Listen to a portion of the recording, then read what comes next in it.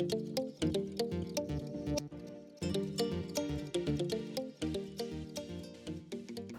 friends, welcome to another episode of Blossoms and Bourbon. My name is Mark. I own Creative Occasions. Welcome to my workroom. You know, I was planning a Halloween episode because I love Halloween, right?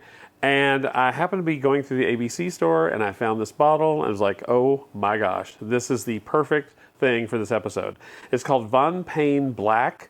It's actually a 3-year blended whiskey that is blended with black currant fruit. Black currant fruit, for those of you who are healthy, is very high in antioxidants and vitamin C. So yeah, this is good for you. Anyway, it's only 90 proof. And it's a little sweet because of the fruit element of it. It's a fantastic color. It's got that red coloration from the fruit. And so it's perfect for Halloween. So let's do something spooky. So this arrangement, it has to be different. It has to be unique. We're starting with a black container. This is actually a piece of bark off of a palm tree that I found when I was at the beach this summer.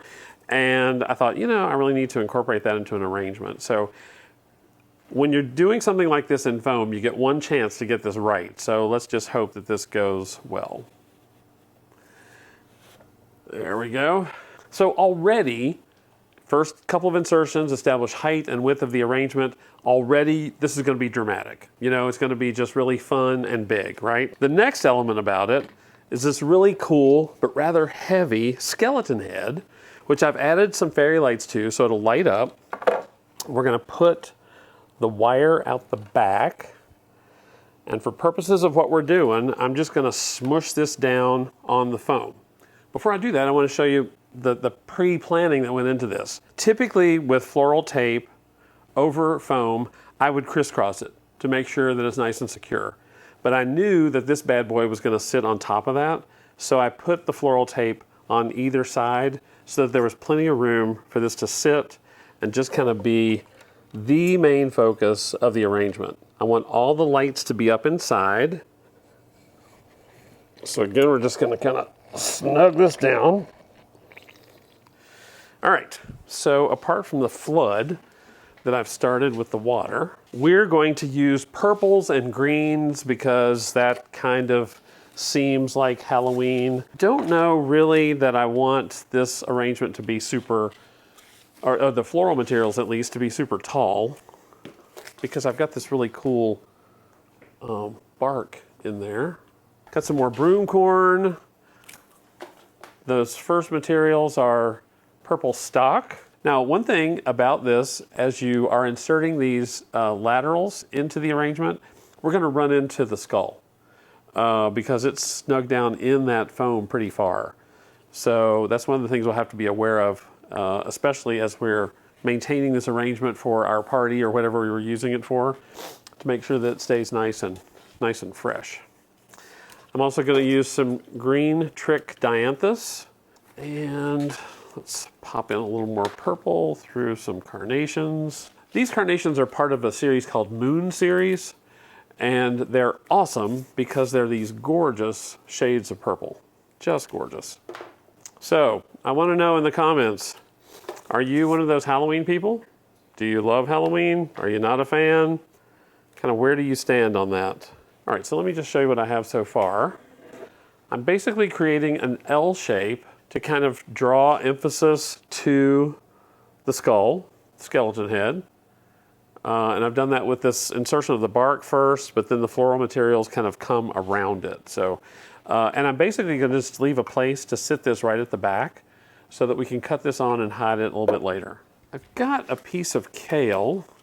It's not in great shape. It was a little bit left over. That's probably okay for this arrangement too. It's got that great purple coloring in it.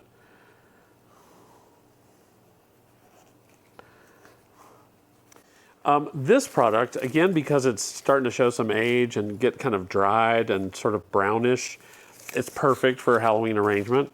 These are eucalyptus pods that are left over after the eucalyptus has bloomed. So love the texture of that, love the coloration of it. There'll be a nice little sort of dead looking element to hang out in the front. Got some green hypericum. I love the texture of berries just about in anything. And again, those segments of the foliage on the hypericum is great because you can pull that apart and be able to use each of those little sections as your kind of a base material or something that you're using to cover mechanics. All right, I'm gonna put a little bit of moss in the front. And you guys, if you are enjoying our videos, if you like watching them, please remember to like this one in particular. Be sure and subscribe, hit that little bell icon so that you will be notified when we post new material. And you guys have been so kind to say where you're watching from, and we have people watching from really all around the world, which is so cool. Be sure and tell us that again. Where are you watching from? All right, a little more moss in the back. Gonna kind of reach through and pull that through that section so that we are sure to cover all of the foam. You often don't need this, but this moss that's kind of hanging out the back here looks like it has a tendency to kind of flip over the edge of the container. I'm gonna show you what I'm doing here.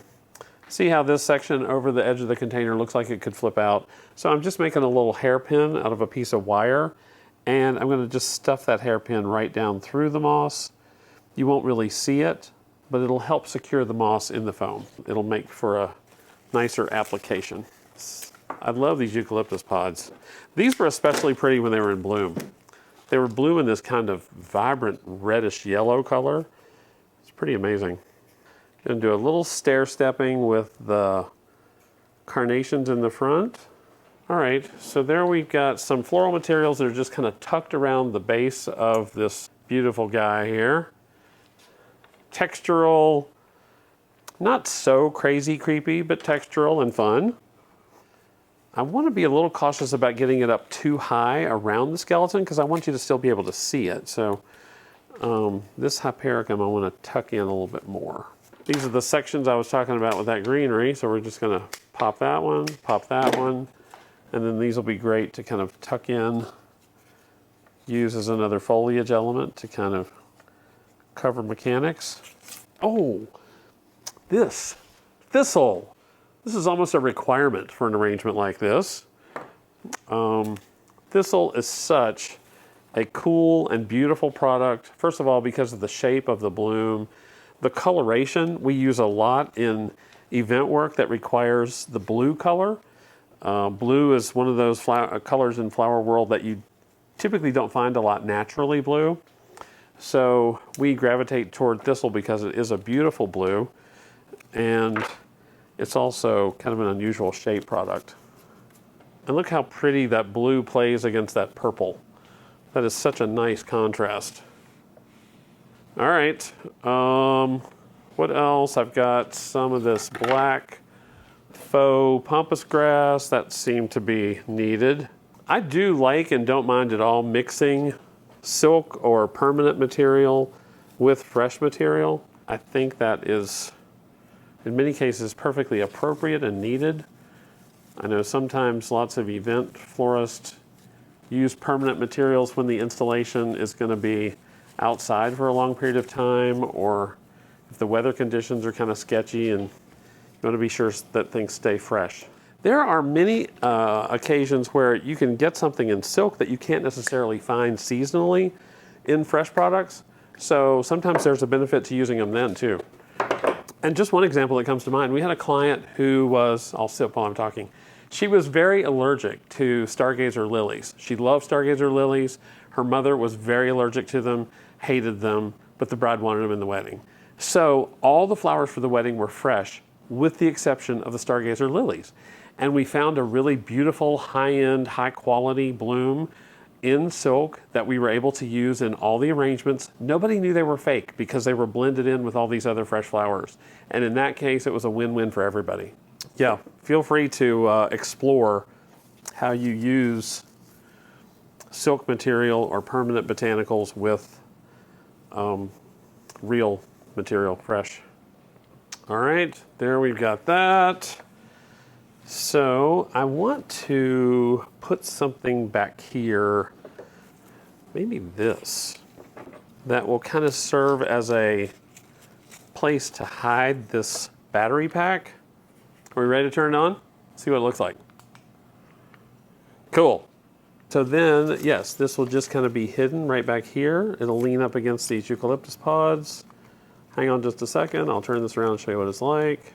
Obviously from this kind of design style and the shape of this, if you're having a party and wanted to use something like this, I would consider putting this like on a buffet or something that's back against a wall or a mirror. But there you can see the little battery pack is hidden inside there and just is leaning against those eucalyptus pods. You could put more material in there if you wanted to cover it even more. I kind of am pleased with that. What is your favorite part about Halloween? Share that with me. Go get yourself some of this Von Pain Black. The coolest thing about the bottle is the gargoyle that is the pour spout. So whether you drink it or not, it's just fun pouring it up for your friends. And I guess that about wraps up this episode. You guys, thank you so much for joining. It means the world to us that you've spent your time watching. And until next time, cheers to you and to flowers every day.